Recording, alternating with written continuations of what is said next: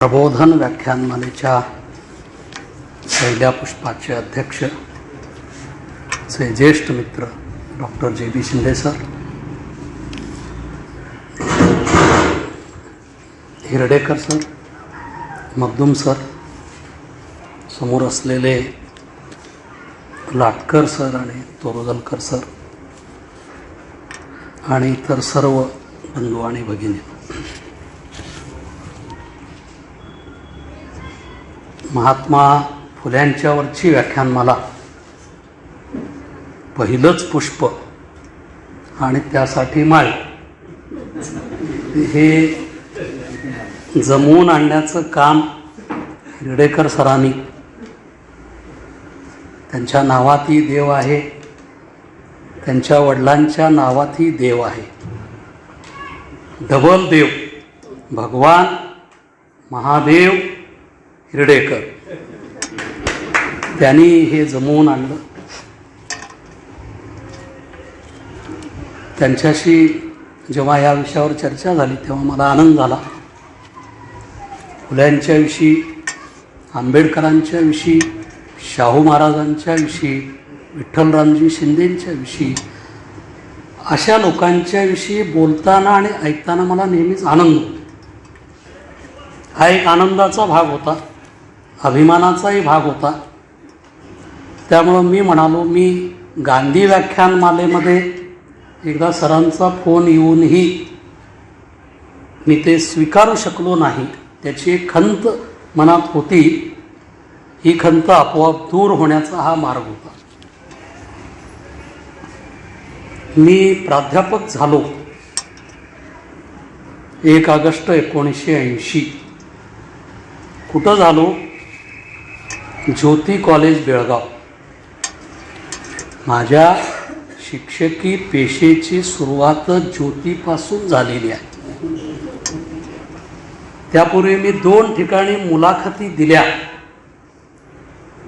दोन्ही ठिकाणी माझी निवड झाली नाही. मी 3ऱ्या ठिकाणी गेलो, प्राचार्यांना भेटलो. प्राचार्य म्हणले 4 वाजता तुमची मुलाखत आहे, आमचे चेअरमन येतील, तुमची मुलाखत घेतील, काय तो निर्णय होईल. मी 3:30ला दारात जाऊन, बेळगावच्या ज्योती कॉलेजच्या दारात जाऊन उभा राहील. 3:45ला एक रिक्षा आली आणि त्या रिक्षातून माजी खासदार दाजीबा देसाई उतरले. मला तोपर्यंत माहीत नव्हतं तेच अध्यक्ष आहेत, ही त्यांचीच संस्था आहे. ते मला माहीत होते, मी त्यांना माहीत होतो, ते मला ओळखत होते, मीही त्यांना ओळखत होतो, पण अध्यक्ष होते हे माहीत नव्हतं. मला म्हणले, माझ्या इकडं कुठं? म्हणलं, माझी मुलाखत आहे. अरे तुझीच मुलाखत आहे होय, एवढं म्हणत ते आत गेले, प्राचार्यांच्या केबिनमध्ये गेले. मला वाटलं आता आपली मुलाखत होणार. शेवटी मी तोपर्यंत विद्यार्थीच होतो. मुलाखत म्हणल्यावर टेन्शन येणार, काय विचारतील काय. त्यात पुन्हा बेळगावात मी आलो आहे. 5 मिनिटांनी एक शिपाई आला, माळी कोण आहे? म्हणलं मीच. बोलवलं. म्हणलं गेल्या गेल्या लगेच मुलाखत. आत गेलो, बसा म्हणाले. मग सांगलीची चौकशी झाली, आमच्या सेका पक्षाची, ज्यांच्या घरी मी राहतो. आणि मग ते कसं काय, हे कसं काय, इतर गप्पा सुरू झाल्या. मला वाटतं मुलाखत. नंतर प्राचार्याकडे वळून म्हणाले, काय मुलाखतीची गरज नाही, आणि मी ओळखतो, ऑर्डर देऊन टाका. आणि मी 1 ऑगस्ट 1980ला प्राध्यापक झालो. दाजीबा देसाई कसे होते, सेका पक्षाची विचारधारा काय होती, पुरोगामी आणि डाव्या विचाराच्या मंडळींचं वर्तन कसं असतं, त्याचं हे उदाहरण आहे. मी प्राध्यापक झालो हे उदाहरण नव्हे. ही मंडळी मला ओळखत होती. ते म्हणजे पुन्हा यालाच काय विचारायचं. आणि मी प्राध्यापक ज्योतीमधून झालो याचा मला आनंदी आहे. त्या विचारधारेत झालो, अभिमानही आहे. कर्नाटक सरकारच्या मराठी द्वेषी वर्तनामुळं, तर माझी मातृभाषा कन्नड आहे, पण भाषा कन्नड किंवा मराठी अमुक चांगली अमुक वाईट असं नसते. त्या शासनाच्या मनामध्ये जो मराठी भाषेबद्दलचा द्वेष आहे, विकृती आहे, त्याचा परिणाम म्हणून मला 5 वर्षानं त्याने अप्रोलच न दिल्यामुळं इकडं यावं लागलं, तो वेगळा विषय.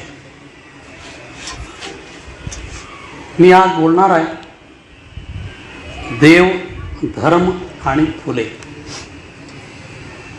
महात्मा फुले आणि इतर सगळ्या प्रकारची फुलं. देव आहे की नाही माहीत नाही. न सुटणारा, न संपणारा प्रश्न आहे. सीमा प्रश्न म्हटलं तरी चालेल. आपल्या देशातले 90% लोक, थोडंसं जास्त होईल पण कमी नाही, हे आस्तिक आहे, देव मानणारे आहे. ही वस्तुस्थिती आहे. घटनेनुसार फंडामेंटल राईट्स, मूलभूत हक्क यानुसार आम्हा प्रत्येक भारतीयांना देव मानण्याचा आणि देव न मानण्याचा अधिकार आहे. म्हणून बायबल, कुराण की संविधान असा जेव्हा प्रश्न येतो तेव्हा मला वाटतं की आपण संविधान मानावं. हे सगळे धर्मग्रंथ नंतर, आपण आधी भारतीय आहोत. संविधान हे प्राधान्यानं आहे, नंतर आपले सगळे धर्मग्रंथ ज्यांना जे प्रिय आहे ते आहे. पण आज वस्तुस्थिती काय आहे? मला काल का परवाच व्हॉट्सअपवर एक वाक्य आलं, कुणीतरी पाठवलं. कर्नाटकच्या मैदानावर UPची मॅच चालू आहे. मला ते वाक्य भावलं. कर्नाटकच्या मैदानावर UPची मॅच चालू आहे. खरं आहे, वस्तुस्थिती आहे. एकदा आपल्या शिक्षण संस्थेने गणवेश ठरवल्यानंतर धर्माच्या नावाखाली त्याला विरोध करणं, तो नियम न पाळणं हे वाईट आहे, चुकीचं आहे. तेवढंच एक मुलगी तो पोशाख करून निघाल्यावर 100 मुलांनी तिचा पाठलाग करणं हे त्याच्यापेक्षा चुकीचं आहे. आपण एका देशात राहतोय म्हणून दोन्ही बाजूनं केवळ कायदा यापेक्षा राजकीय फायदा लक्षात घेऊन दोन्ही बाजूची मंडळी करतायत. ते कर्नाटकातले सत्ताधारी आणि विरोधक काय, आणि महाराष्ट्रातले सत्ताधारी आणि विरोधक काय, ही चुकीची गोष्ट आहे. कोण घाऊक जातीयवादी आहे, कोण किरकोळ जातीयवादी आहे, मी कोणाचं नाव घेत नाही आहे. भगवा अतिरेक आणि हिरवा अतिरेक दोन्ही वाईट आहेत, एवढंच आपल्याला म्हणता येईल. म्हणून पानसरे साहेब जे नेहमी म्हणायचे, चांगल्याला चांगलं म्हणायची हिंमत आणि वाईटाला वाईट म्हणायची ताकद ही आपल्यामध्ये आली पाहिजे. या विषयावर आता मी अधिक बोलत नाही. ज्योतिबा फुल्यांचा, देवाचा, धर्माचा विचार जेव्हा आपण करतो तेव्हा पहिली गोष्ट लक्षात येते की फुल्यांनी निर्मिक मानला. डॉक्टर श्रीराम लागू सारख्यांनी किंवा आमच्या निळूभाऊनीही परमेश्वराला रिटायर करा असं सांगितलं. दोन बाजू आहे. मी या विषयावर जेव्हा चिंतन करू लागलो की देव आहे की नाही, असेल तर कसा, लोक काय मानतात, आणि तेव्हा मला 3 लोकांची मतं माझ्या नजरेसमोर आली. त्यात एक नाना पाटेकर, दुसरे निळू फुले आणि तिसरे नुकतेच दिवंगत झालेले एन.डी. पाटील सर. यात निळूभाऊंचं मी ऐकलं, नाना आणि एन.डी. यांचं मी वाचलं आणि माझं चिंतन सुरू झालं. सकाळ दैनिकाच्या 7 ऑगस्ट 2011 सप्तरंग पुरवणीमध्ये श्रीकांत गद्रे यांनी एक तोच नाना या नावाचा एक लेख लिहिला. त्यात ते असं म्हणतायत, वर्षातले 10 दिवस नाना सर्व कामं सोडून घरी असतो. गणपती हे त्याच्या घराण्याचं आराध्य दैवत. याचा अर्थ त्याची गणपतीवर खूप श्रद्धा आहे असं नाही. पहिली श्रद्धा आई वडिलावर आणि मग गणपतीवर. नाना कसे आहेत ते देव कसे मानतात हे लक्षात आलं. दुसरं उदाहरण निळूभाऊंचं. मला वाटतं ह्या सभागृहातील मी आणि लाटकर सर फारच भाग्यवान आहोत. माझ्यापेक्षा लाटकर सर अधिक भाग्यवान आहेत. मी जरा उशिरा, पण आम्हाला निळूभाऊंचा भरपूर सहवास मिळाला. त्यांच्याशी गप्पा गोष्टी करण्याचा, प्रवास करण्याचा, बोलण्याचा वगैरे वगैरे. असंच एकदा बोलता बोलता निळूभाऊ म्हणाले, मी देव मानत नाही, पण महात्मा गांधी, डॉक्टर राम मनोहर लोहिया, डॉक्टर बाबासाहेब आंबेडकर, साने गुरुजी, यशवंत जोशी ही सर्व देव माणसं होती असं माझं मत आहे. निळूभाऊंना काय म्हणायचं आहे हे लक्षात येतं. तिसरं उदाहरण, तिसरं मत, एन.डी. सरांनी गाडगे महाराजांच्या विषयी छोटी पुस्तिका लिहिली. ती गेल्या त्याच्यामध्ये ते असं एक वाक्य लिहित आहेत की गाडगे महाराज म्हणजे देव न मानणारा देव माणूस.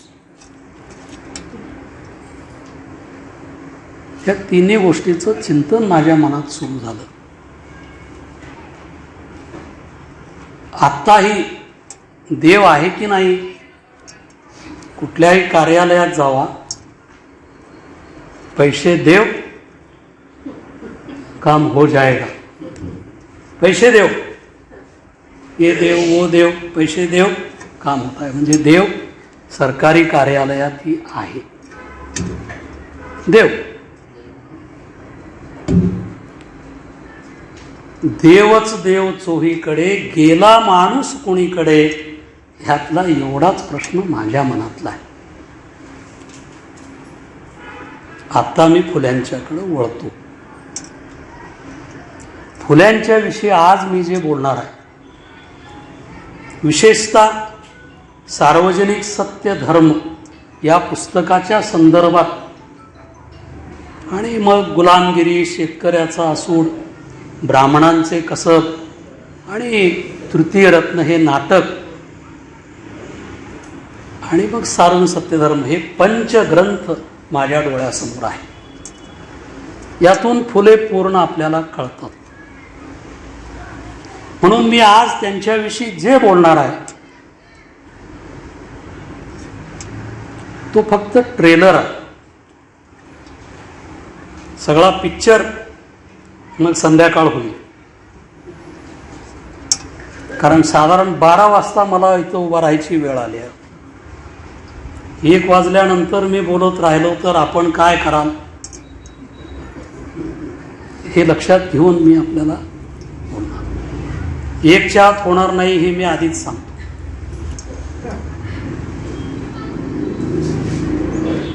महात्मा फुल्यांनी ईश्वर नाकारलेला नाही. तुमच्या आमच्या कल्पनेमधला ईश्वर नाकारला, पण खरोखरचा ईश्वर नाकारला नाही. पण कल्पित, अनैतिक अशा देवदेवता स्वीकारल्या नाहीत. त्यात राम आहे, कृष्ण आहे, गणपती आहे, रावण आहे. हे सगळं वर्णन सार्वजनिक सत्यधर्ममध्ये आलेलं आहे. राम का नको, कृष्ण का नको, काय काय केलं, काय काय घडलं, सीतेशी ते कसं वागले वगैरे, कृष्ण कसा वागला, देह माणसाचा तोंड हत्तीचं सोंड असं असतं का, ह्या जगात आहे का, रावणाला 10 तोंड होते, माणूस 10 तोंडाचा असतो का, असे अनेक प्रश्न त्यांनी उपस्थित केलेले आहेत. त्यामुळं त्यांनी मानलेल्या देवाला त्यांनी स्वतः निर्मिक असं म्हटलेलं आहे. या सगळ्या विश्वाचा, पृथ्वीचा, ग्रहगोलांचा सगळा कुणीतरी एक निर्मिक, निर्माता आहे, एक काहीतरी शक्ती आहे, असं त्यांचं मत होतं. हे त्या पुस्तकातून लक्षात येतं. त्यांचं मत त्यावेळचं, आपण आजचे निकष त्याला लावू नये, ते त्यांचं मत होतं आणि त्यांनी ते मांडलं, तेच आपण लक्षात घेणार आहोत.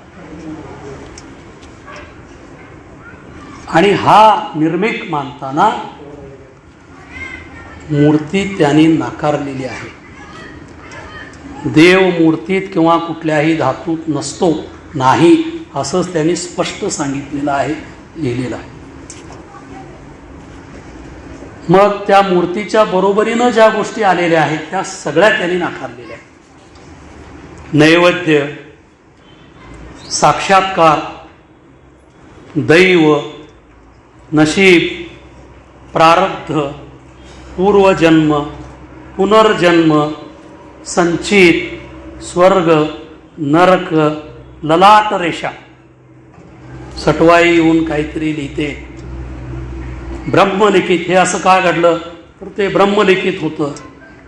ब्रह्मम सत्यम जगन मिथ्या, ज्योतिषशास्त्र, जन्मपत्रिका, या सगळ्या गोष्टी फुल्यांनी नाकारलेल्या आहेत. हे सगळं थोतांड आहे, या सगळ्या भाकड कथा आहेत, असे शब्द त्यांनी वापरलेले आहेत. अर्थात फुलं कुणाला अर्पण करूच नका, उपासना करूच नका, नैवेद्य देऊच नका असं म्हटलेलं नाही. पुढं ते येईल, फुलं कुणाला द्यावीत, उपासना कशी करावी, नैवेद्य कुणाला द्यावा, हे त्यांनी सांगितलंय. ते पुढं आपण समजून घेऊ. ते फुल्यांनी जे चांगलं ते स्वीकारलं, जे वाईट आहे ते नाकारलं. त्यातही एक त्यांनी सूत्र सांगितलं, खरे हेच ज्ञान, आत्मपरीक्षण, बुद्धीचे लक्षण ज्योती म्हणे. बुद्धीचा वापर करून ठरवा. यालाच आगरकरांनी त्या काळात बुद्धी प्रामाण्यवाद म्हटलं. जे बुद्धीला पटत नाही. मी आता सांगितलं की माणसाचा देह आणि हत्तीचं सोंड असं असतं का? 10 तोंड, मग हात किती, डोळे किती, वगैरे वगैरे वगैरे, ते सगळं वर्णन बरंच मी इथं सगळं सांगू शकत नाही. असं त्या पुस्तकात आहे, तुम्ही वाचा. ते कसं काय, आणि म्हणून आगरकरांनी तो शब्द वापरला आणि फुल्यांनी तो आचरणात आणला. मग आता एकदा ईश्वर निर्मिक त्याने मानला, पण मानताना पहिला निकष मध्यस्थ नाकारला. आजच्या भाषेत दलाल नाकारला. देव आहे, मधले दलाल तो त्यांनी नाकारला. ते लिहितात, सर्व साक्ष जगतपती, त्याला नकोच मध्यस्थी, किंवा न लगे वकील देव दरबारी. देवाच्या दरबारात वकिलाची, मध्यस्थांची गरज नाही. त्यांनी सगळे शब्द वापरले लेखनाच्या, बोलण्याच्या ओघात, कारण त्या पुस्तकात प्रश्नोत्तरच आहे. त्यांनी देव कुठं म्हटलं आहे, कुठं ईश्वर म्हटलं आहे, कुठं कर्ता म्हटलं आहे, कुठं परमेश्वर, कुठं परमात्मा, कुठं जगत कर्ता भगवान, सर्व जगाचा चालक, बुद्धिदाता, हे सगळे शब्द वापरले. आणि हा जो निर्मिक आहे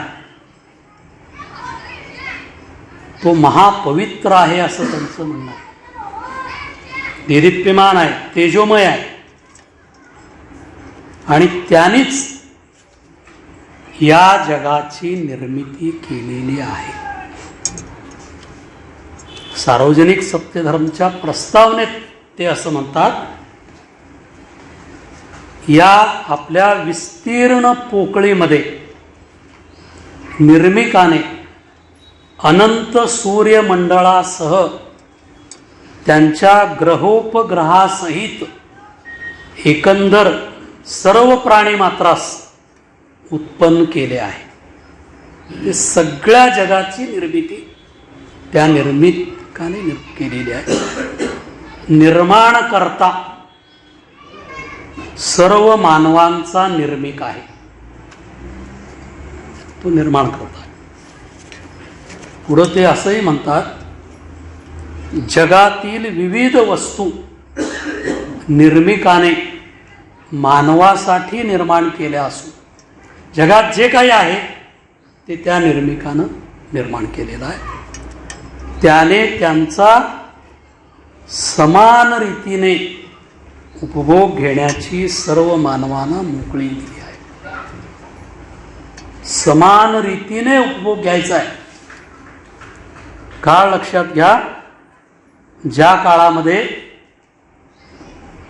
समान रीतीने उपभोग घेण्याची मोकळी नव्हती, एकाच वर्गाला सगळ्या सोयी, सगळ्या सवलती, सगळे अधिकार, जे काय असेल ते त्यांना, आणि राहिलेले तिघ शूद्र, ते क्षत्रिय असतील, वैश्य असतील, शूद्र असतील, म्हणजे असं त्या काळात 1:3. आता काय झालंय आपल्या राज्यात 3:1. त्या काळात 1:3 होतं, आता 3:1. फुल्यांनी समान रीतीनं उपभोग घेण्याची त्या निर्मिकाची कल्पना त्यावेळच्या त्या विशिष्ट वर्गानं, ब्राह्मण वर्गानं, हे तिघांना नाकारल्यामुळं फुल्यांनी हे सांगितलं की सर्वांना समान मिळालं पाहिजे. किती अंतर होतं? खांडेकरांसारख्यांची 2 ध्रुवाची कादंबरी जसं आपण वाचतो तेव्हा लक्षात येतं की काय अंतर आहे. एकाच मुंबईत मलबार हिल आणि धारावीची झोपडपट्टी, 2 टोकं आहेत. तशीच अवस्था आपल्या समाजात होती. एक जण एवढं जेवत होता, एवढं खात होता, एवढी दक्षिणा गोळा करत होता, एवढं लुबाडत होता, त्याचं पोटही भरपूर आलेलं होतं, आणि दुसऱ्या बाजूला माणसं उपाशी पोटी मरत होती. ही त्या काळातली अवस्था होती. म्हणून तसेच त्याने मानवाला, त्या निर्मिकानं सगळ्या मानवाला सारासार बुद्धी, पवित्र मानवी अधिकार आणि स्वतंत्रता या गोष्टी दिलेल्या आहेत. सगळ्यांना बुद्धी दिलेली आहे. काय होत होतं? इतरांनी आपल्या बुद्धीचा वापर करायचा नाही, आम्हीच फक्त वापर करणार, कारण आम्हीच बुद्धिमान. शिक्षण आम्हीच घेणार, वाचन आम्हीच करणार, पूजन आम्हीच करणार, भोजन आम्हीच करणार. निर्मिकांनी काय सांगितलं? सारासार बुद्धी आहे, पवित्र मानवी अधिकार आहे, जे अधिकार मिळत नव्हते. देवळात यायची परवानगी नाही, इथं यायची परवानगी नाही, अमुक्याला स्पर्श करायचं नाही, आणि स्वतंत्रता, स्वातंत्र्य नाही. गुलाम, फुल्यांच्या गुलामगिरीमध्ये याचं अधिक विवेचन आहे. शेतकऱ्याच्या असूडमध्ये आहे, ब्राह्मणांच्या कसबमध्ये आहे, सगळं आहे. हा निर्मिक महापवित्र आहे असं फुल्यांचं म्हणणं आहे. परमन्यायी आहे. परमन्याय, सुप्रीम कोर्टाचा न्याय आज आपण मानतो ना, की एकदा सुप्रीम कोर्टाने सांगितलं की मग आपण पळवाटा शोधू नये. तो दयेचा सागर आहे, दया घन आहे, कृपाळू आहे. आणि म्हणून पुढचं वाक्य महत्वाचं आहे. आपल्या देशातल्या शूद्रादी अतिशूद्रांच्या, शूद्र अतिशूद्र, क्षत्रिय आणि वैश्य हे शूद्र, आणि जे शूद्र त्यांनी अतिशूद्र असा शब्द वापरला. फुले म्हणतायत की म्हणूनच त्याने शूद्रादी अतिशूद्रांच्यासाठी, त्यांच्या मुक्ततेसाठी भारतात प्रथम मुसलमानांना व नंतर इंग्रजांना पाठवले.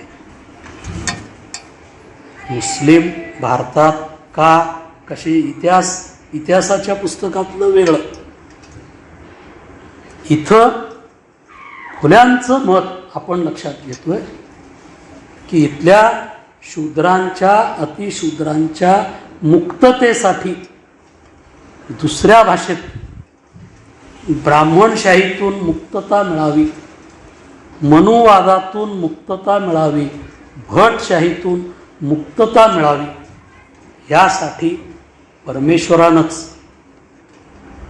निर्मिकानेच आधी मुसलमानांना नंतर इंग्रजांना पाठवलं. आता त्या काळात हे एकट्या फुल्यांचं मत होतं का? आपण जेव्हा इतरांचा अभ्यास करतो तेव्हा लक्षात येतं की न्यायमूर्ती रानडेंचं हे मत होतं. लोकहितवादी गोपाळ हरी देशमुख यांचंही हे मत होतं. सुधारक गोपाळ गणेश आगरकर यांचंही हे मत होतं. इंग्रज आले, बरं झालं, परमेश्वराची कृपा झाली. हे अब्राह्मण वर्गाची अवस्था त्या काळात काय झाली असेल याची यावरून कल्पना येते. कारण रानडेही म्हणतात, लोकहितवादी म्हणतात, आगरकरी म्हणतात. आणि म्हणून मुस्लिम आल्यानंतर काय झालं वगैरे हा इतिहासातला भाग वेगळा. देवळं पाडली, मशिदी बांधल्या, मग ते सक्तीनं काय ते हिंदूंना मुस्लिम केलं वगैरे, त्याचंही विवेचन त्यांच्या पद्धतीनं पुढे येणार आहे. आपल्याला माहिती आहे, आपल्या काळातली अलीकडची गोष्ट मला वाटतं 6 डिसेंबर 1992 बाबरी मशीद पाडली गेली. वाईट, चुकीचं आहे. का पाडली? तर आम्हाला रामाचं देऊळ बांधायचं. देशात एवढी रामाची देवळं असताना आणि एक रामाचं देऊळ तिथं बांधल्यामुळं काय होणार आहे? बरं ठीक आहे, मशीद पाडली, चुकीचं आहे. एक मशीद देशातली पाडली. देशात एवढ्या मशिदी असताना एक मशीद पाडली तर काय? मशीद पाडली किंवा मंदिर बांधायचं आहे, मंदिर बांधतात का नाही, मशीद बांधतात का नाही, या वेगळ्या गोष्टी आहेत. मला दुःख झालं, मशीद पाडली, पुन्हा बांधता येईल, पुन्हा बांधू शकतो आपण. देवळं पाडली, पुन्हा बांधता येतील. पण बॉम्बस्फोट होऊन जी माणसं मेली त्यामुळं त्याचं काय? माणसं परत येणार नाही आहे. जी माणसं बाबरी मशीद पाडल्यामुळं मारली गेली, बॉम्बस्फोट झाला, याचं दुःख या दोघांनाही नाही. हे वाईट आहे. मशीदच झाली पाहिजे, मंदिरच बांधलं पाहिजे आहे. माणूस कुठं आहे? माणसं मेली की जी पुन्हा आणता येत नाही. म्हणून फुल्याने असं सांगितलं पुढं की तो जो निर्मिक आहे त्याची आपण भीती बाळगावी. हे असली कृत्य का होतात? काही माणसं देवालाही भीत नाही, कुणालाच भीत नाही, कुणालाच जुमानत नाही, सुप्रीम कोर्टालाही मानत नाही. ही जेव्हा मनोवृत्ती येते, अतिरेकी, मगाशी मी म्हणालो, भगवे अतिरेकी आणि हिरवे अतिरेकी या दोन्हीमुळं आज देशाची अशी अवस्था झाली. म्हणून फुले सांगतायत की त्या निर्मिकाची आपण भीती बाळगली पाहिजे, काही नीती बाळगली पाहिजे, त्याच्या नियमांचे पालन करावे, त्याच्या नियमांचं पालन केलं पाहिजे. आणि हे सांगत असतानाच फुले हळूच पुढं एक वाक्य आलंय तर सत्यधर्ममध्ये की ते सांगतात, या दुर्दैवी जगात निर्मिकाचे राज्य तुर्त येणार नाही. ही फुल्यांची दूरदृष्टी बघा. कदाचित पुढं काय होणार आहे, फाळणी, ह्या सगळ्या गोष्टी अजून झालेल्या नव्हत्या, पण फुले म्हणाले की तुर्त येणार नाही अशी निराशा त्यांनी व्यक्त केलेली आहे त्या पुस्तकात. आणि म्हणून त्यांच्या हयातीतलं हे शेवटचं पुस्तक सार्वजनिक सत्यधर्म, हयातीत म्हणण्यापेक्षा अगदी शेवटच्या काळामध्ये आपल्याला फुल्यांचं चरित्र माहिती आहे. त्यांना अर्धांगवायू झाला, डाव्या हाताने केला, पण त्यांच्या हयातीत हे पुस्तक प्रकाशित होऊ शकलं नाही. 1890ला फुले गेले, 91ला हे पुस्तक प्रकाशित झालं. पण हे पुस्तक आपण त्या निर्मिकाच्या कृपेने लिहिले आहे असा निर्देश त्यांनी कृतज्ञतापूर्वक आपल्या पुस्तकात केलेला. जे मी लिहिलं हे त्याचीच कृपा आहे. तो कुणीतरी आहे आणि तो निर्मिक आहे, तो असल्या मूर्तीच्या स्वरूपात वगैरे नाही आहे. ही फुल्यांची भूमिका आपण लक्षात घेऊ. फुल्यांनी मरणोत्तर त्यांचं आलेलं हे एकमेव पुस्तक आहे. मगाशी मी म्हणालो की देवाची कल्पना मांडताना त्यांनी निर्मिक मानला, मूर्ती मानली नाही. त्यामुळं मंदिर वगैरे मानायचा, मशीद वगैरे मानायचा प्रश्नच येत नाही. उपासना करावी की करू नये, त्याने असं सांगितलंय की ही उपासना अलौकिक, गूढ अशी नसावी, ती ऐहिक, व्यवहार्य आणि सामाजिक दृष्ट्या निकोप असावी. उपासनेला विरोध केलेला नाही, पण आता ज्या प्रकारची उपासना होते अलौकिक, तुम्हाला कळणार नाही, महाराज आता काही सांगणार नाही, ते तसं सांगता येत नाही, हे असलं नाही. त्या महाराजांचं पुढं काय होतं, कोण कुठल्या कोठडीत आहे ते आता आपल्याला माहिती आहे. त्यांनी काय काय पराक्रम केले वेगळ्या अर्थानं, तसं फुल्यांनी मानलेलं नाही. साधं त्याने एक सांगितलं की पुष्पहार अर्पण करावेत का, देवाला आपण फुलं वाहतो. आपण आता सत्काराला गुलाबांनाही गुलाब फूल देऊन आपण त्यांचा सत्कार केला.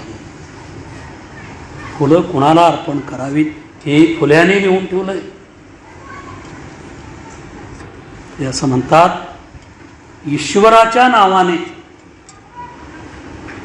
ईश्वराच्या म्हणजेच निर्मिकाच्या, हे आपण आता गृहीत धरायचं आहे.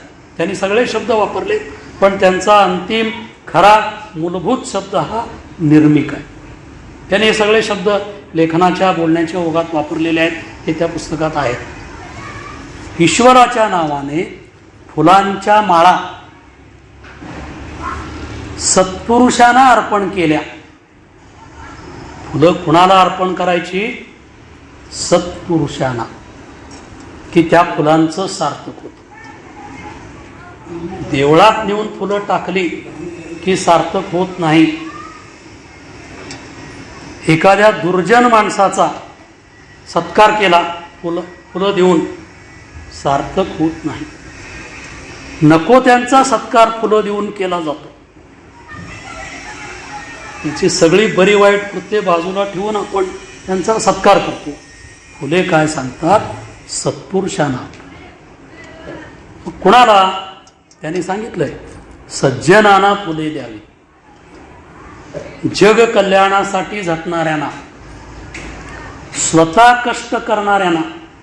आक्षेप कुठं होता, दक्षिणा घेऊन जे जगतात त्यांना नको. बसवेश्वरांनी हेच सांगितलं.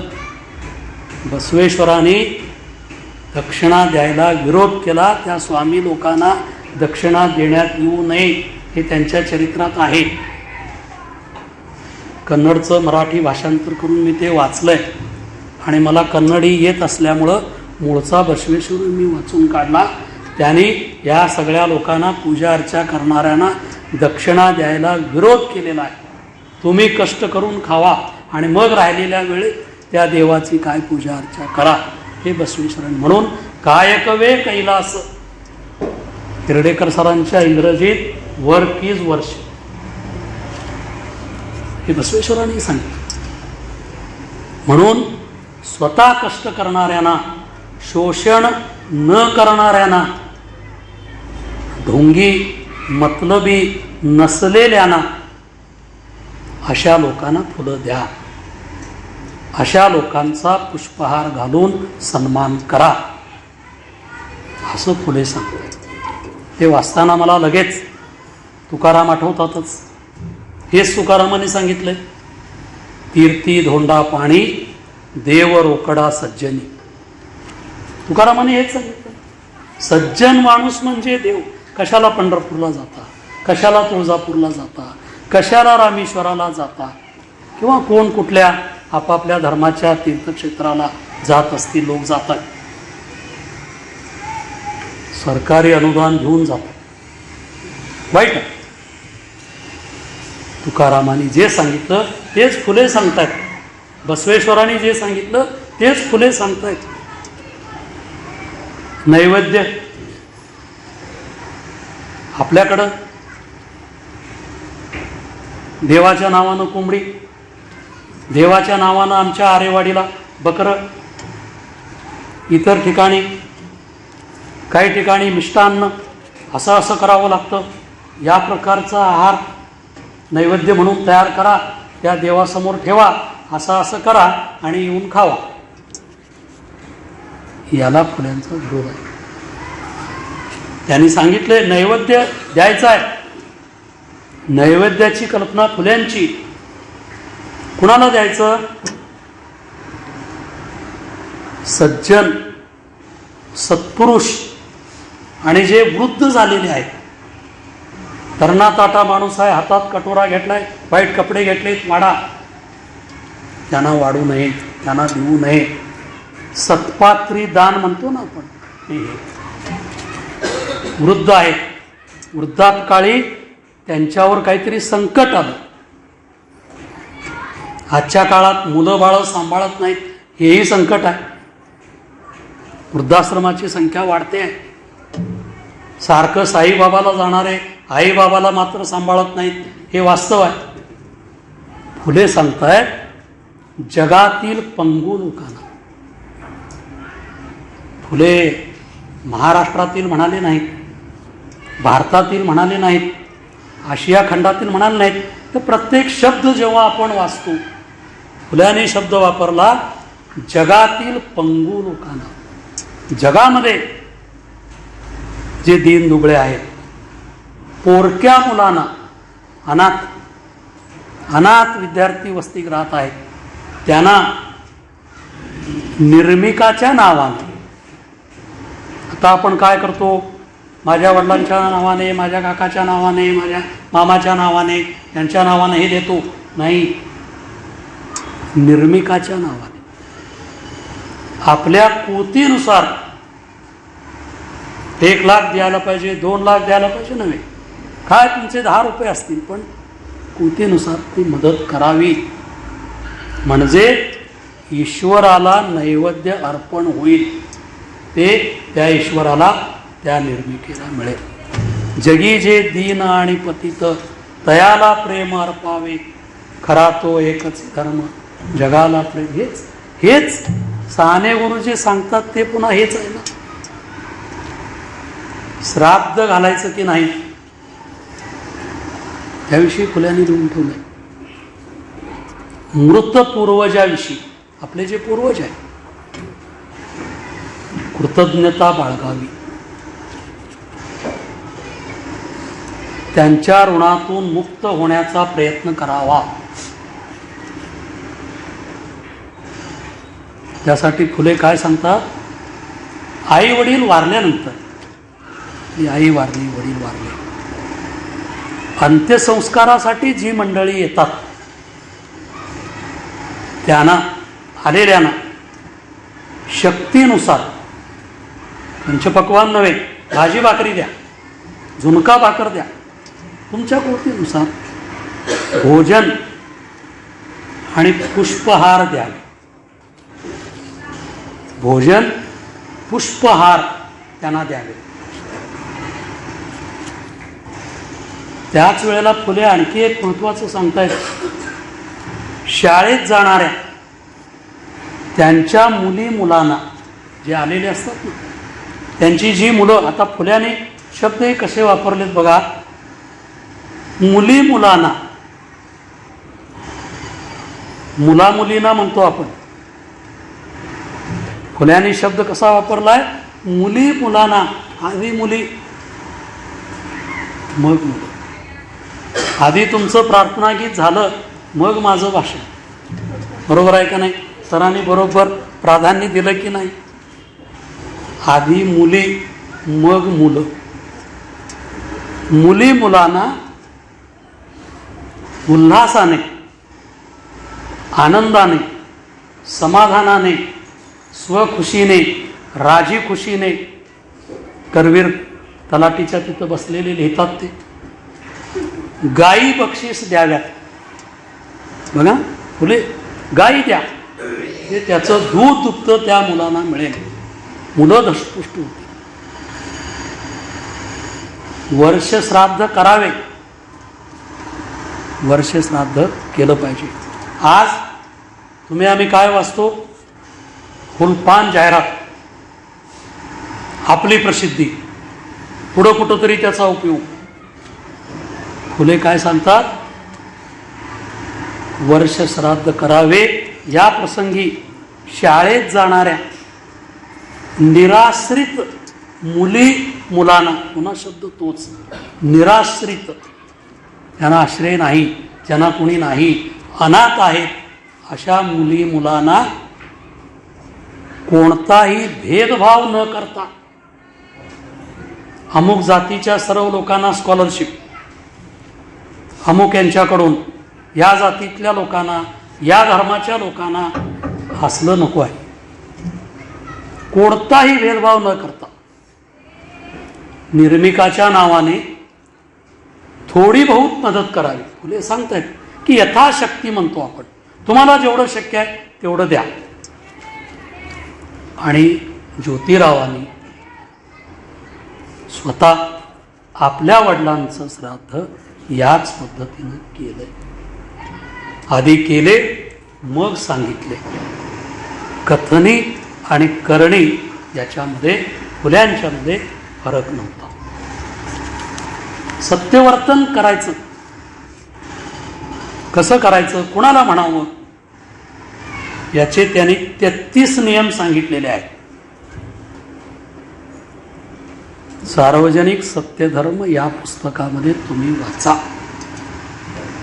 33 नियम, मला सगळे आता मी सांगत नाही, वेळ, आणि सगळ्या पुस्तकात आहेत. धनंजय किरांचं पुस्तक घ्या, हरी नरकेंचं घ्या, यदी फडकेंचं घ्या, सगळ्यात चांगलं आह साळुंके सरांचं घ्या, गंबा सरदारांचं घ्या, संग मालशेंचं घ्या, पुरुषोत्तम पाटलांचं घ्या. समग्र फुले समग्र वाङ्मयाच्या ज्या 6 आवृत्त्या निघालेल्या आहेत. अगदी पहिले PB साळुंके, आपले PG सर, ND सर, हे सगळे त्यामध्ये आहेत. कुठल्याही पुस्तकामध्ये हे तुम्हाला मिळतील. पण एकदा 33 नियम काय आहेत बघा. आणि या पुस्तकामध्ये त्यांनी सगळ्या विषयांची चर्चा केलेली आहे. सुख, धर्मग्रंथ, आता त्यांनी धर्मपुस्तक असा शब्द वापरलाय, मी इथं धर्मग्रंथ म्हणतोय. पूजा, नामस्मरण, पाप, पुण्य, लग्न, जातीभेद, नीती, मृत्यू, स्वर्ग, या सगळ्यांच्या विषयी फुल्यांची जी जी मतं होती ती सगळी यात त्यांनी मांडलेली आहे. या पुस्तकाचं आणखीन एक वैशिष्ट्य मराठीचा प्राध्यापक म्हणून यात सगळे प्रश्न उत्तर असा आहे. त्यांचा मुलगा यशवंत दत्तक पुत्र, त्याने काही वेळा प्रश्न विचारलेत, तो प्रश्न विचारतो, फुले उत्तर देतात. बळवंतराव साकवळकर म्हणून एक ग्रस्त आहेत, ते प्रश्न विचारतायत, फुले उत्तर देत आहेत. मानाजी बोलूजी मगर पाटील ते प्रश्न विचारतात, फुले उत्तर देत आहेत. गणपतराव थोरात प्रश्न विचारतात, फुले उत्तर देतात. हे प्रश्न उत्तर असं पुस्तक सुरू होतं आणि संपतं. हे मराठीमधलं प्रश्नोत्तराच्या स्वरूपात असलेलं गाईड असतात ते नव्हे, प्रश्न उत्तर असं मराठीतलं पहिलं आणि आत्तापर्यंतच्या मी वाचलेल्यामध्ये हे एकमेव पुस्तक आहे. मला माहीत नसलेलं एखादं असू शकेल. जसं मराठीमध्ये वामन मल्हार जोशींची एक कादंबरी आहे, इंदू काळे सरला भोळे, याचं नाव. पत्र उत्तर आहे. इंदू काळे पत्र लिहिते, सरला भोळे उत्तर देते. कादंबरी संपेपर्यंत पत्राची उत्तरं. जसं चांगदेव 65 ज्ञानेश्वरांच्या चांगदेवाच्या पत्राला ज्ञानेश्वरांनी 65 ओळीमध्ये उत्तर दिलं, ती चांगदेव 65. तसा हा एक प्रकार.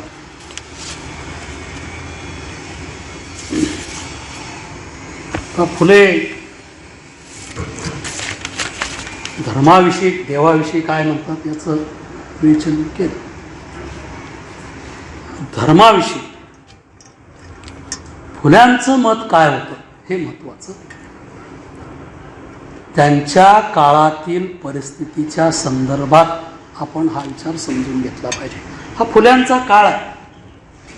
मला वाटतं 1827 ते 1890 या काळातील भारतातील आणि जगातील परिस्थिती लक्षात घेऊन फुले आपलं मत मांडतात. आपण त्या दृष्टीनं विचार करूया. फुल्यांना काय होतं? धर्म एका वाक्यात फुल्यांनी सांगितलंय, समाज धारणा करतो तो धर्म. सगळ्यात सोपी, सरळ, सुटसुटीत व्याख्या. धारयती इति धर्म हे म्हटलं जातच. आचरण, कर्तव्य पालन म्हणजे धर्म असे पुढं येतं. विद्यार्थ्याने आपलं कर्तव्य पार पाडावं, शिक्षकाने आपलं कर्तव्य पार पाडावं, सुताराने आपलं कर्तव्य करावं, लोहाराने आपलं कर्तव्य करावं, सोनाराने आपलं कर्तव्य करावं, माळ्याने आपलं कर्तव्य करावं, ज्याने त्याने आपला धर्म, पोलिसाने आपला धर्म पाळावा, रक्षण करणं हे त्यांचं धर्म आहे. असं त्याने सगळी उदाहरणं दिलेली आहेत. एकच फुल्यांची भूमिका धर्माविषयी कशी होती? सुप्रसिद्ध असं हा त्यांचा अखंड आहे आणि तो सर्वांना माहिती आहे. तुम्ही बहुतेक सर्वांनी कमी जास्त प्रमाणात फुले वाचलेला आहात आणि ऐकलेला आहात असं मी गृहीत धरतो. कमी जास्त प्रमाणात. आणि हे सगळ्यांना माहीत आहे. फुले यांनी लिहिलंय, ख्रिस्त मोहम्मद मांग ब्राह्मणाशी धरावे पोटाशी बंधू परी. सगळा फुले यात आहे. त्यांचा सगळा धर्म यात आहे. त्यांचा सगळा उपदेश यात आहे. त्यांची विचारसरणी यात आहे. त्यांची भूमिका यात आहे. त्यांची भावना यातच आहे. ख्रिस्त मोहम्मद मांग ब्राह्मणाशी धरावे पोटाशी बंधू परी. आपली प्रतिज्ञा दुसरं काय सांगते? भारत माझा देश आहे, सारे भारतीय माझे बांधव आहेत. उगमस्थान महात्मा फुले. फुल्यांनी एकाच अखंडात आपली सगळी भूमिका स्पष्ट केली आहे. फुल्यांनी ब्राह्मण्याचा सतत कठोर शब्दात द्वेष केलेला आहे म्हणा, त्यावर टीका केलेली आहे म्हणा, त्यांचा धिक्कार केलेला आहे म्हणा, ब्राह्मणांचा नाही. फुले ब्राह्मणांच्या विरोधी नव्हते, ब्राह्मण्याच्या विरोधी होते. ते जर ब्राह्मणांच्या विरोधी असते तर ब्राह्मण काशीबाईच्या यशवंत या मुलाला त्यांनी दत्तक घेतलं नसतं. चांगल्या ब्राह्मणांचा त्यांनी नेहमी गौरवच केलेला. कृष्णशास्त्री चिपळूणकर, विष्णूशास्त्री चिपळूणकरांचे वडील हे त्या काळात महिन्याला न चुकता फुल्यांच्या कार्याला 5 रुपये, आता हे त्या काळातले 5 रुपये पुस्तकात नमूद आहे. आमच्या रवींद्र ठाकूर सरांनी, माझे गुरु, महात्मा या कादंबरीमध्ये ही सगळी सूचीच दिलेली आहे. कोणत्या मुस्लिम, कोण कोण मुस्लिम, कोण कोण पारशी, कोण कोण म्हणजे ह्या ब्राह्मण, कुणी कुणी कशी मदत केली ही यादी दिली. सगळ्या लोकांनी फुल्यांना मदत केलेली आहे त्यांच्या कार्याला. आणि शाळा काढायला माळ्याने नाही वाडा दिला, आणि कुणी पाटलांनी वाडा दिला नाही, भिडेने वाडा दिला. भिड्यांच्या वाड्यात शाळा सुरू झाली. फुले ब्राह्मणांच्या विरोधी नव्हते, ब्राह्मण फुल्यांच्या विरोधी नव्हते, पण ब्राह्मण्याच्या विरोधात मात्र फुले आयुष्यभर सर्व शक्तीनिशी राहिलेले आहे. हे सगळं करताना पुढं येणार आहे मुस्लिम आणि ख्रिश्चन या 2 धर्माच्या फुले अगदी जवळ गेले होते, सीमेवर म्हणूया. त्यांनी धर्मांतर केलं नाही, पण सगळं वाचताना लक्षात येतं की या दोन्ही धर्माच्या ते फार जवळ गेले. त्यांचा अभ्यास त्यांनी केला, सगळ्या धर्मांचा अभ्यास केला,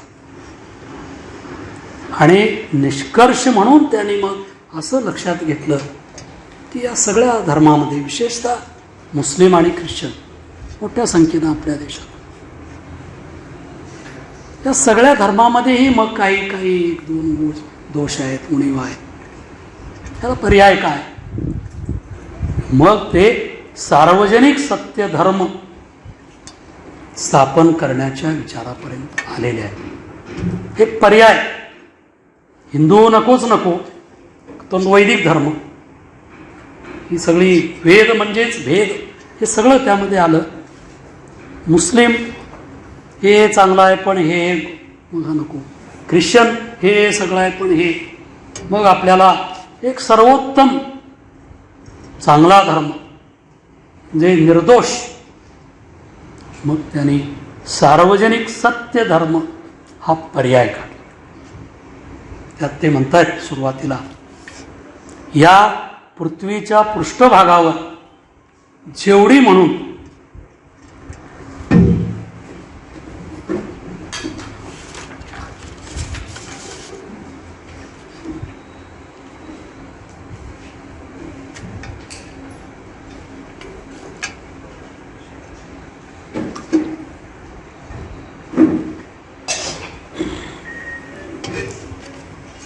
या पृथ्वीच्या पृष्ठभागावर जेवढी म्हणून मानवाने धर्मपुस्तके केली आहे. आता आपण आज धर्मग्रंथ म्हणतो, फुले धर्मपुस्तके म्हणतात.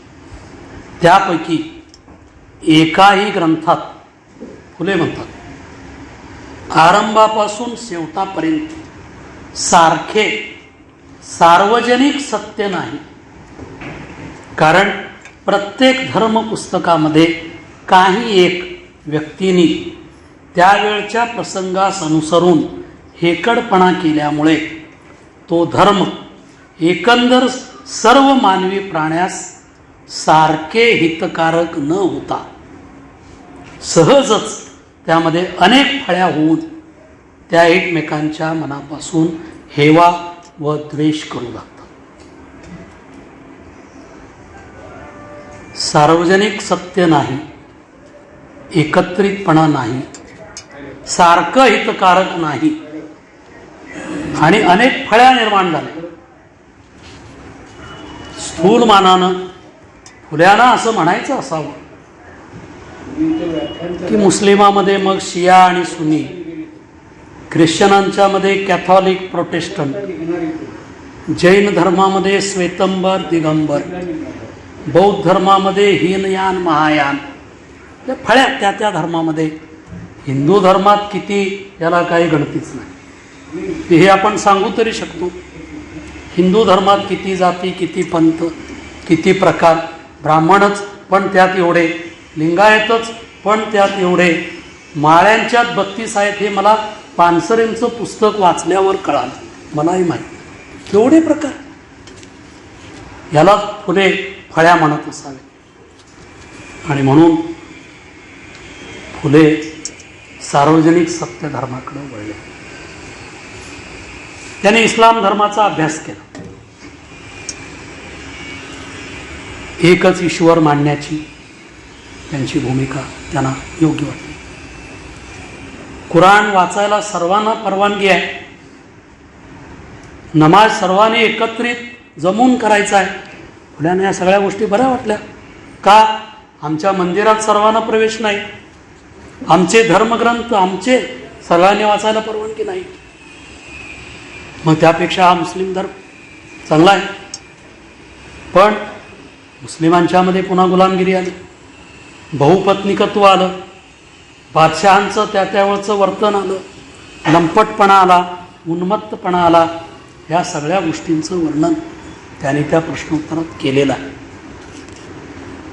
हिंदू धर्मातील विविध घटकावर कठोर प्रहार चढवत असताना इस्लाममधल्या चांगल्या गोष्टींचं त्याने कौतुक केलंय, स्वागत केलंय.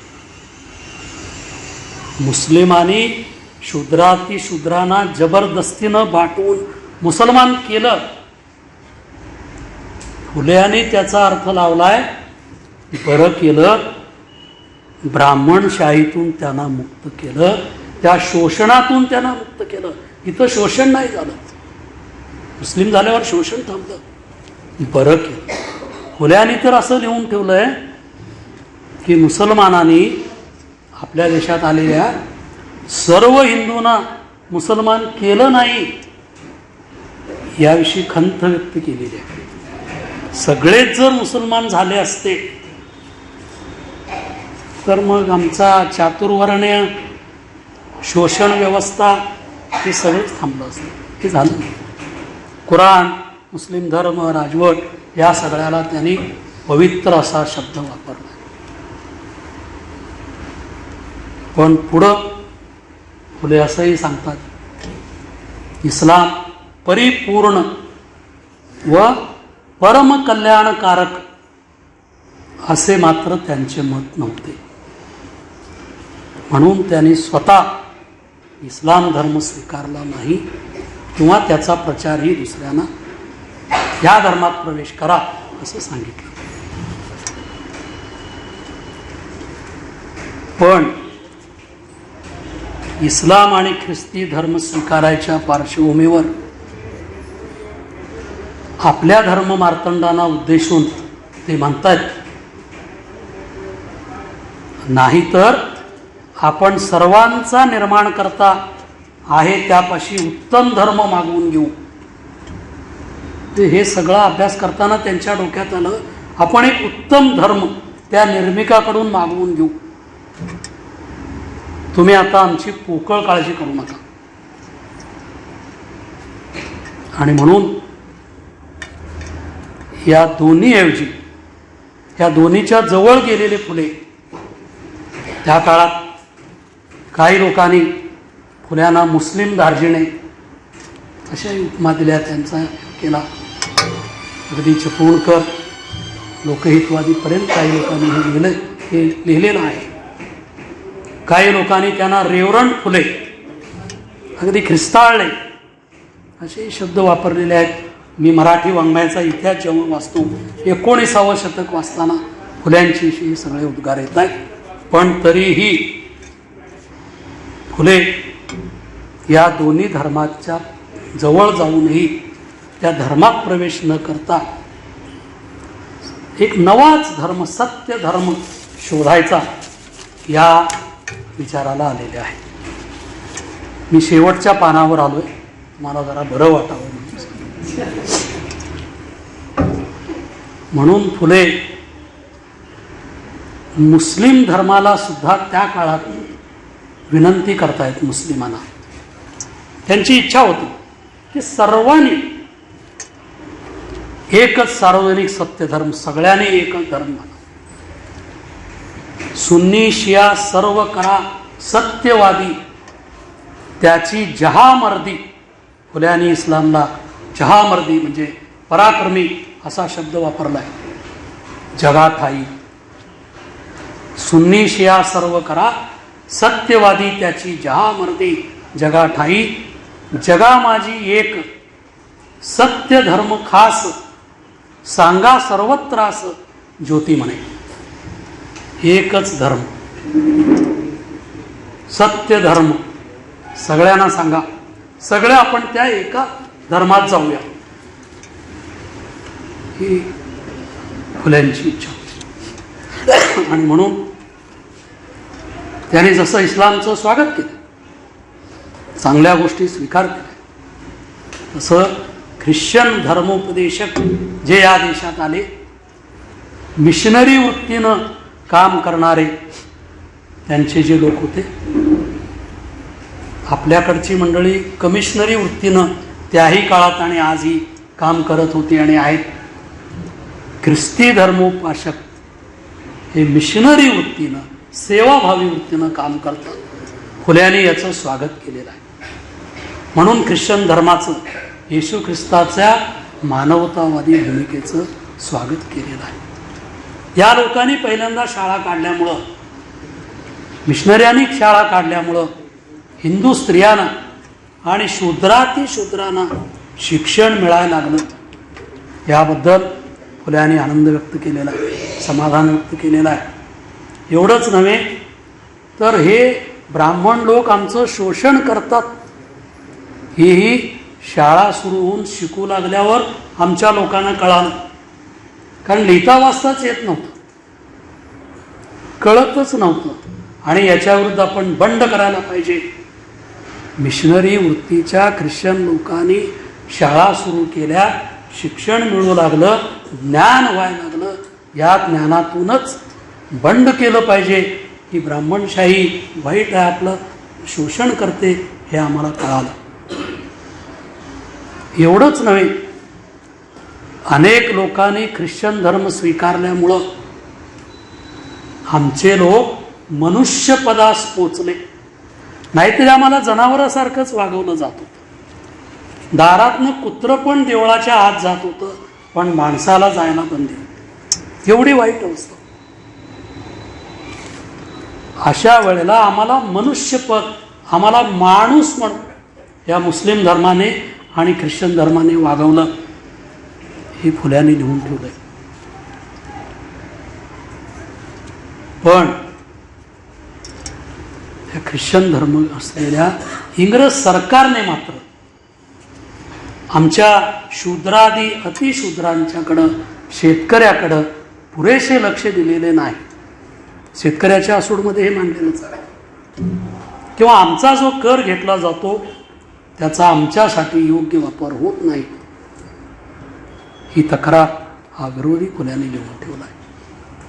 त्याहीपेक्षा महत्त्वाचं, ख्रिस्ती धर्माचा आवेश बाळगणाऱ्यांनी, काही त्यांच्या धर्मगुरूंनी पुढं आम्ही निर्मित पाहिला, आम्हाला तो देव भेटला, तो आकाशातला बाप, असंही सांगायला सुरुवात केली. फुल्यांना हे खटकलं, फुल्यांना हे मान्य नाही. फुल्यांनी याला विरोध केला. म्हणूनच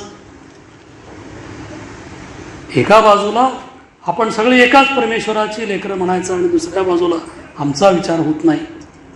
आणि म्हणून धर्मांतराचा, ख्रिश्चन धर्मात प्रवेश करण्याचा विचार किंवा त्याचाही प्रसार फुल्यांनी केला नाही. उलट सगळ्या ख्रिश्चनांना त्यांनी सांगितलं की तुम्हीही आमचा हा सत्य धर्म स्वीकारा.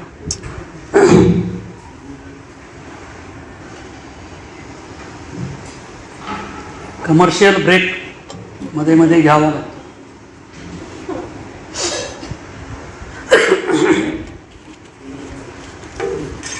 आणि म्हणून फुले यांनी सर्वांनाच त्या काळामध्ये आपल्या धर्मात यावं हा एक अंतिम पर्याय असं सांगितलं. ते असंही म्हणाले की भट ब्राह्मणांच्या ग्रंथात धर्म या शब्दाचा खरा अर्थ असून त्यांनी जर त्याप्रमाणे वर्तणूक ठेवली असती तर कित्येक विद्वान भट ब्राह्मणासह पंडिता रमाबाईने ख्रिस्ती धर्माचा स्वीकार केला नसता. तुम्ही जे सांगताय, जे ग्रंथात लिहिलंय, सर्वे सुखीना संतू, हे लिहिणं ठीक आहे हो. तसं वागला असता, जैसा कर्म करेगा वैसा फल देगा भगवान, भगवान त्यांनाच फल देत होता, यांना उपाशी मारत होता. म्हणून फुल्यांनी लिहिलंय तसं जर तुम्ही वागला असता तर रमाबाईसारखी पंडिता रमाबाई ख्रिश्चन झाली नसती. आमचे कवी रेव्हरंड टिळक, लक्ष्मीबाई टिळकांचे पती नारायण वामन टिळक हे ख्रिस्ती झाले. या सगळ्या उलटून असं झालं नसतं. आणि म्हणून फुल्यांनी बौद्ध धर्माविषयी कमी जास्त लिहिलंय, फारसं नाही, पण थोडाफार उल्लेख आलाय. त्यांच्यातील सज्जनपणा, चांगुलपणा याचा उल्लेख केलाय. शाक्य मुनीसारखा एक विचारी सत्पुरुष या धर्मामध्ये आहे याविषयी विवेचन केलं. पण त्यांचं म्हणणं सातत्यानं शेवटच्या काळामध्ये की हिंदू तर नाहीच नाही, पण मुस्लिम, ख्रिश्चन, बौद्ध यापेक्षा सगळेच सार्वजनिक सत्य धर्म स्वीकारव्या, सगळे मतभेद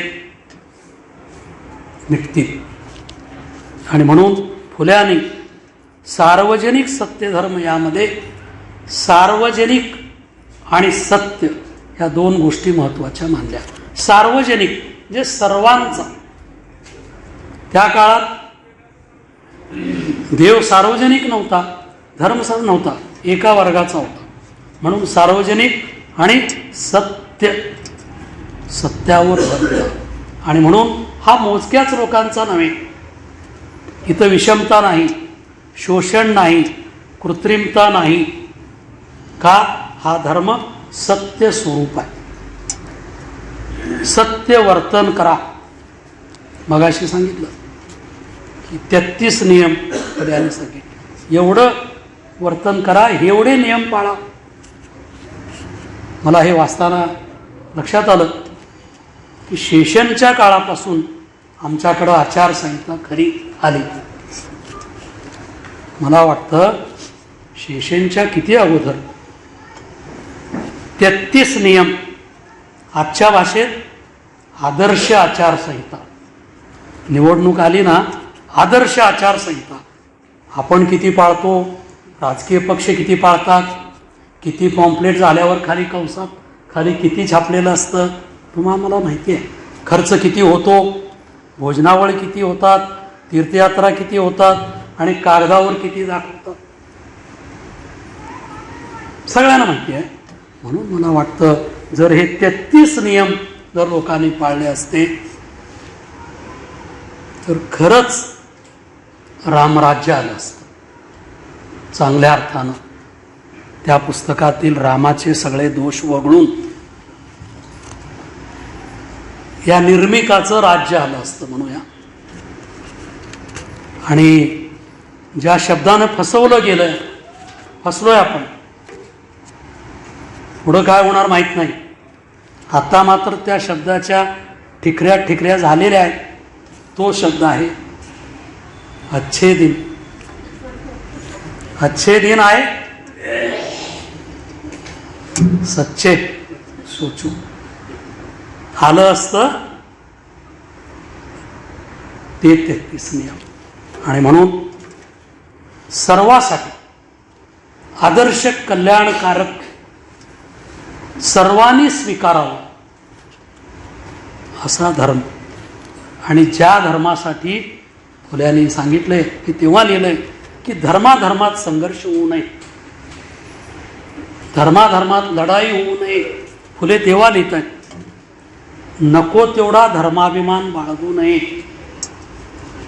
धर्माभिमानाचं खूळ हे व्यर्थ आहे हे फुल्यांनी तेव्हा लिहून ठेवलं. ही लढाई अयोग्य आहे. आणि म्हणून 3 सूत्र सांगितली. त्रिसूत्री. एक, खरी हीच नीती, मानवाचा धर्म, बाकीचे अधर्म ज्योती म्हणे. ही नीती हाच मानवाचा धर्म. दुसरं सांगितलं, मानवाचा धर्म सत्य हीच नीती. नीती आणि सत्य हीच नीती.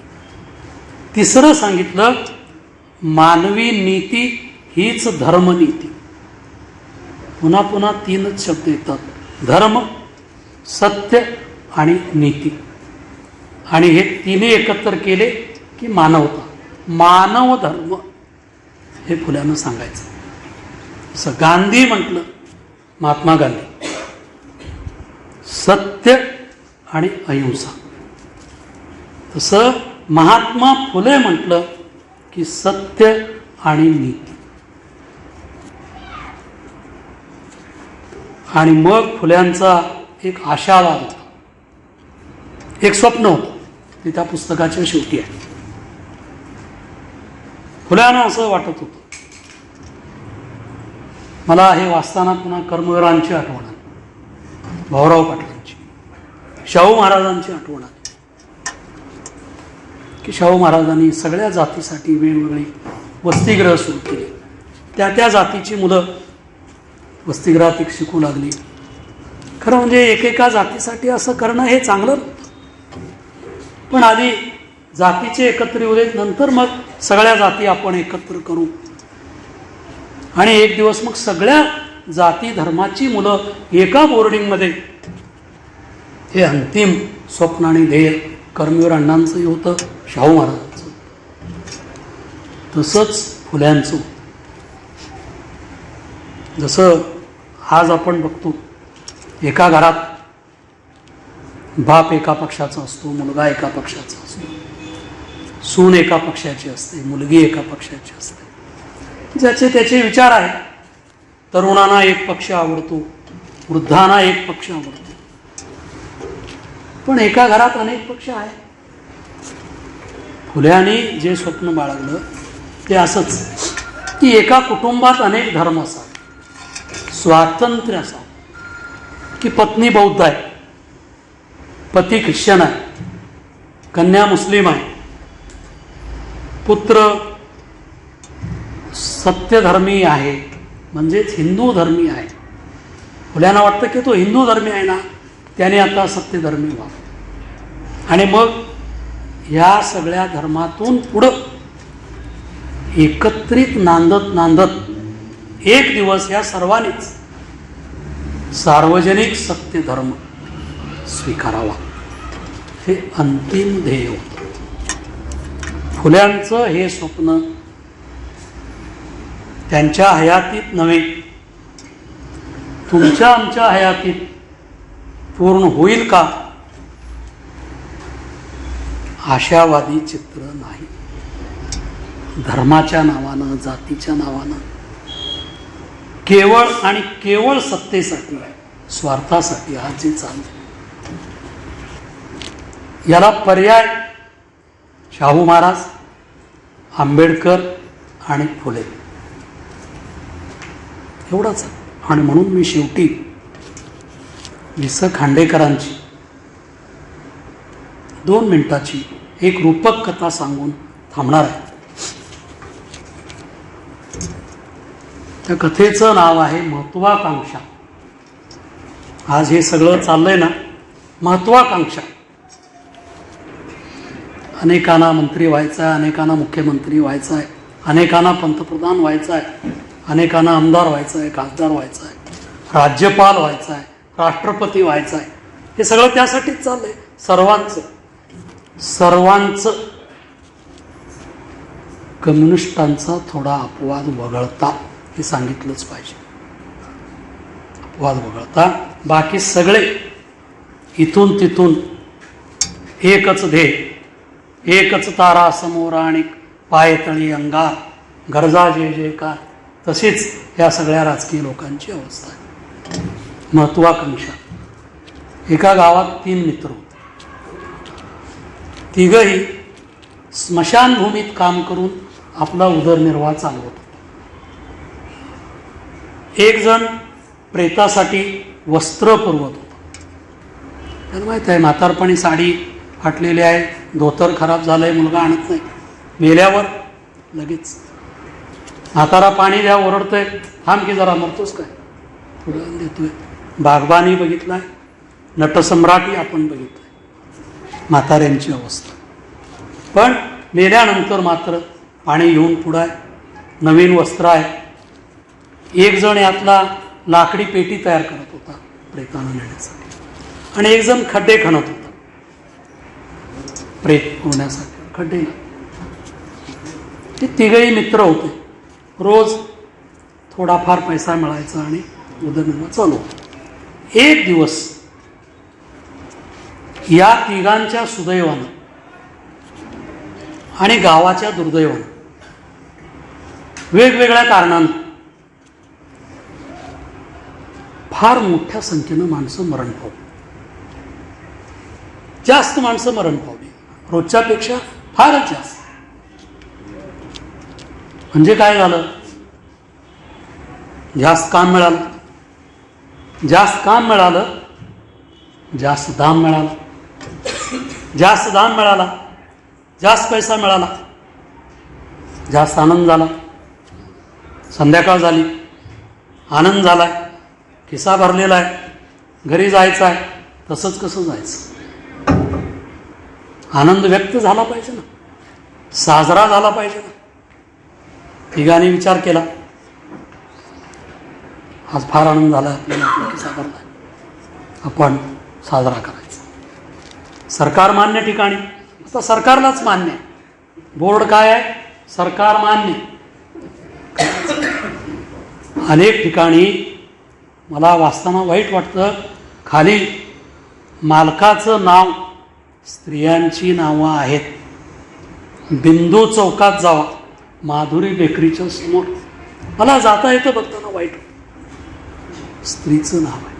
असे अनेक ठिकाणी आहे, माझं दिसलेलंच. अनेक ठिकाणी दुकानं स्त्रियांच्या नावानं आहेत, सरकार मान्य. अशा ठिकाणी गेले. बराच वेळ शुद्धीवर असेपर्यंत पीत राहिले. बऱ्याच वेळानं त्यातल्या एकाला जरा शुद्ध होती, तो म्हणला वेळ झालाय. एकच प्याला नाटकामध्ये तो सांगतो रामलालला, वेळ झालाय आणि जरा घे, वेळ कळू नये, आणि जरा घे. तसं यातला एक म्हणाला, आता वेळ झालाय, जाऊया. आणि हे तिघं उठले. मालकाने सांगितलं तेवढं, कुणाला माहीत किती प्याले, मालकाने सांगितलं एवढं झालंय. तिघांनी आपले खिसे केले. डुलत केव्हा तरी रात्री उशिरा आपापल्या घरी गेले असावे. चुकून एक दुसऱ्याच्या घरी गेले की काय सांगता येत. ही तिघही बाहेर पडले त्या दुकानातून, गुत्त्यातून. तेवढ्यात गुत्तेवाल्याची बायको बाहेर आली. ती आपल्या नवऱ्याला म्हणाली, अहो आजचा दिवस फार चांगला आहे, असंच व्हायला पाहिजे, रोज असंच गावातली माणसं नेली पाहिजेत. या तिघांना असं काम मिळालं पाहिजे. त्यांना भरपूर पैसे मिळाले की ते आपल्याकडे येतील, त्याने आपल्याकडे यायला पाहिजे. आणि असं जर ते रोज आले तर आपली विक्री भरपूर वाढेल. शेवटचं वाक्य महत्वाचं, असं जर झालं तर आपल्या मुलाच्या शिक्षणाला पैसे कमी पडणार नाहीत. तर कथा संपली. शेवटचं वाक्य खांडेकरांचं आहे. खांडेकरांची रूपक कथा आहे. 70 वर्षे जवळजवळ झाली ती लिहून. असं जर झालं तर आपल्या मुलाच्या शिक्षणाला पैसे कमी पडणार नाहीत. म्हणजे काय, कुणाच्याही संसाराची राख रांगोळी झाली तरी चालेल, माझं कल्याण झालं पाहिजे, माझं भलं झालं पाहिजे. मी माझं मला याच्या पलीकडं काही नाही. तसं माझा पक्ष, माझा धर्म, माझा मतदारसंघ, त्यात मग पुन्हा माझं घर, मी नाहीतर माझा मुलगा, माझी मुलगी, माझी बायको, नाहीतर माझा जावई.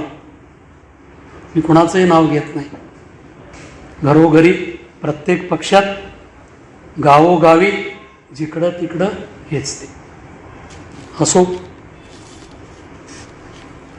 ज्योतिराव फुल्यांच्या स्मरणार्थ पहिलं पुष्प गुंफण्यासाठी हा पहिला मान मी समजतो, हा खरा सन्मान मी समजतो. हिरडेकर सरांनी मला विचारलं मानधन वगैरे, मी म्हणलं मान द्या, धन काय नको. महाराष्ट्र सरकार मला पेन्शनर म्हणून चांगलं धन देत आहे, पुरेसं आहे, खरंच पुरेसं आहे. लवटे सरांचा थोडा तरी आदर्श ठेवायला पाहिजे असं मला वाटतंय. त्या खांडेकरांच्या पुस्तकाची सगळी रॉयल्टी त्यांनी त्या करवीर वाचन मंदिरला देऊन टाकली.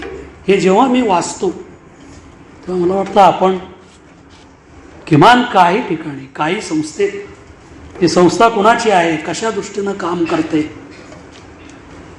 मोठ्या मेडिकल कॉलेजमध्ये इकडं तिकडं गेलो तर मी म्हणेन एवढं द्या, लाखांनी मिळवता.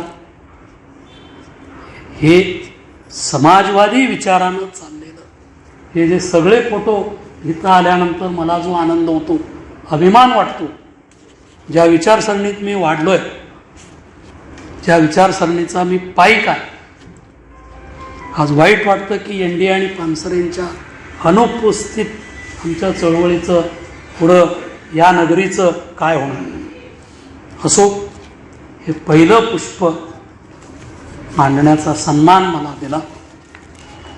ज्योतिरावांचं पुन्हा एकदा स्मरण करण्याची संधी या निमित्तानं मला मिळाली. गेले 4 दिवस मी गुलामगिरी, शेतकऱ्याचा असूड, ब्राह्मणांचे कसब, तृतीयरत्न आणि सगळी संपादनं हरिनरक्यापासूनची आजपर्यंतची पुन्हा वाचून काढली. निदान मी तरी मला फुले समजला तर मी तुम्हाला सांगू शकेन. म्हणून माझा पुन्हा एकदा या निमित्तानं अभ्यास झाला. म्हणून फुल्यांना, आंबेडकरांना आणि शाहू महाराजांना पुन्हा एकदा मी अभिवादन करतो. एवढा वेळ होऊनही आपण शांतपणे बसलात आणि माझं व्याख्यान ऐकून घेतलात, याबद्दल आपले आणि सरांनी, मखदूम सरांनी माझं व्याख्यान आयोजित केलं आणि हिरडेकर सरांनी माझं नाव सुचवलं आणि शिंदे सरांनी अध्यक्ष म्हणून या कार्यक्रमाची धुरा सांभाळली, याबद्दल सर्वांना धन्यवाद देतो आणि थांबतो. जय हिंद, जय महाराष्ट्र.